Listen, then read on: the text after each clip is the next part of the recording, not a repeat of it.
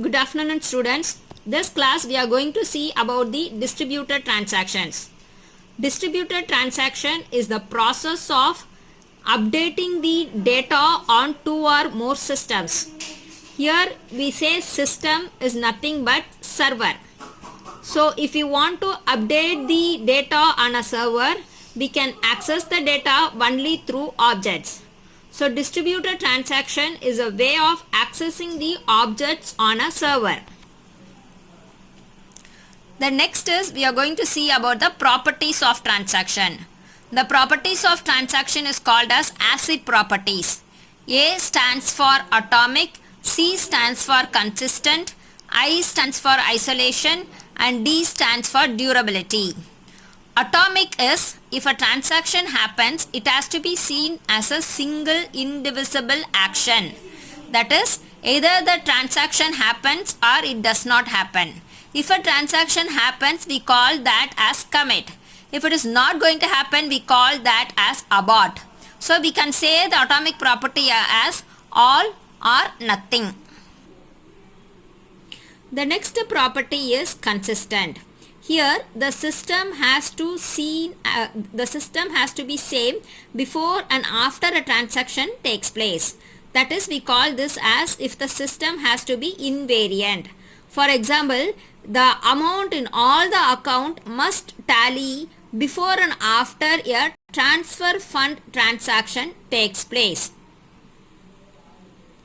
The next property is isolation. In isolation, every transaction is seen as independent of each other.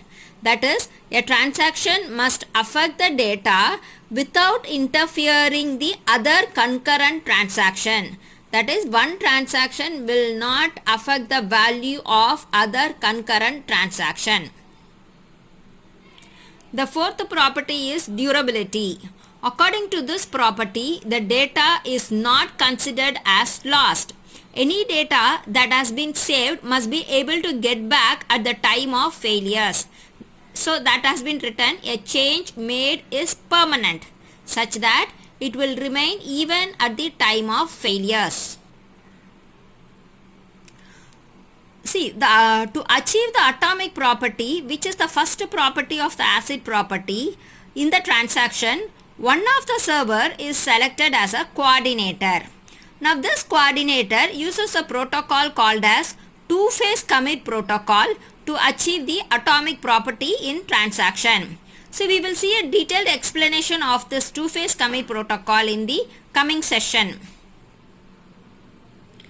There are two different structures of distributed transaction. One is flat distributed transaction and other one is nested distributed transactions. Now we'll see the explanation about the flat and nested distributed transaction in the coming session. In a flat transaction, a client will make a request to more than one server. So here T is the client which is making a request to the server X, Y and Z.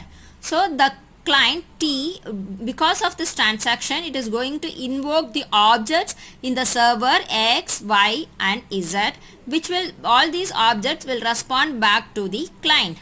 Now we'll see the nested transaction.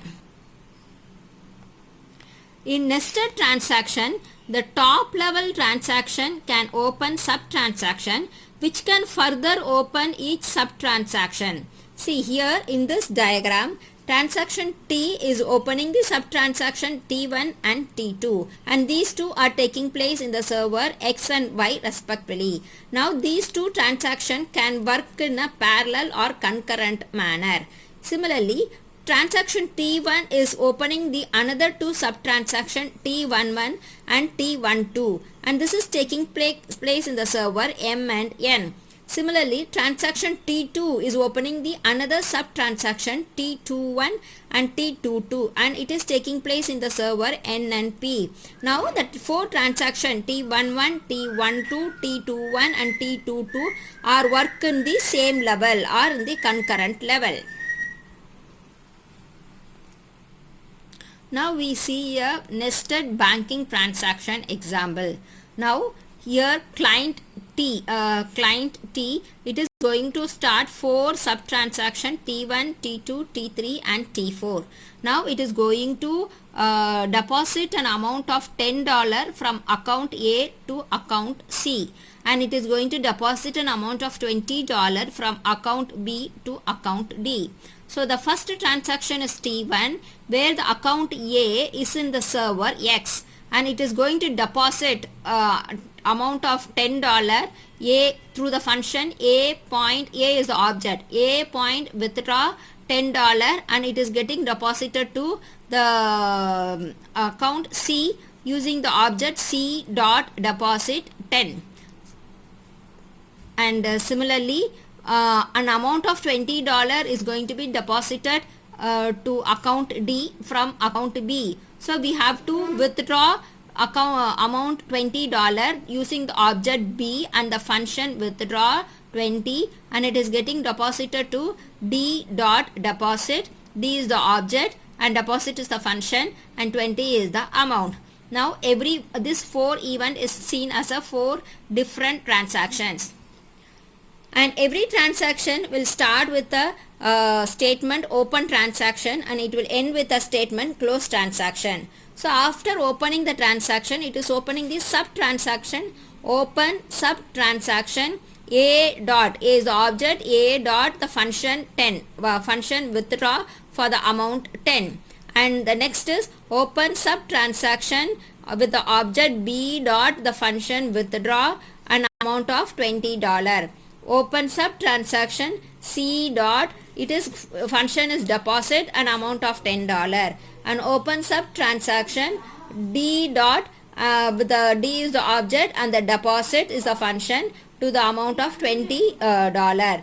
And the last statement close transaction. I am again repeating, every transaction will start with the open transaction statement and end with a close transaction statement, and in between we will call the function using the objects and with the statements open transaction, open sub transaction.